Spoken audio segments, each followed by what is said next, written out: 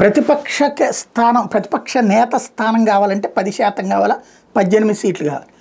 లేదు ఇవ్వాలనుకుంటే ప్రభుత్వం ఇవ్వాలనుకున్నా లేకపోతే స్పీకర్ ఇవ్వాలనుకున్నా వాళ్ళిద్దరూ సమన్వయంతో ఉంటే అడిగేది లేదు. అది దానికి సాక్ష్యం ఇదివరకు పీజీఆర్కి ఇచ్చిందా లేకపోతే ఢిల్లీలో ఇచ్చినటువంటిదా ఇట్లాంటి. కాబట్టి అది పక్కన పెట్టేస్తే ఈవెన్ మొన్నటిసారి తెలంగాణలో ఎంఐఎంకి ఇచ్చిందా అన్నటువంటిది అది పక్కన పెట్టేస్తే ఇవ్వదలుచుకోలేదు, అయిపోయింది. అయితే వీళ్ళు కోర్టుకు వేశారు, హైకోర్టు స్పీకర్కి నోటీస్ ఇచ్చింది.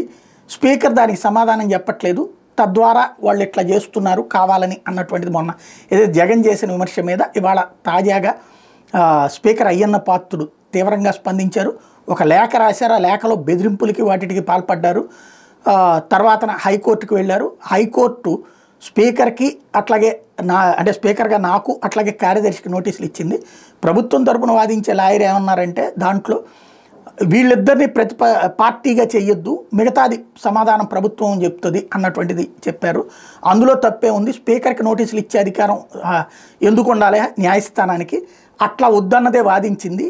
కానీ అదేదో తేడా చేసేసినట్టుగా తప్పుడు ప్రచారం చేస్తున్నాడు జగన్మోహన్ రెడ్డి అంటూ తీవ్ర స్థాయిలో విరుచుకుపడ్డారు.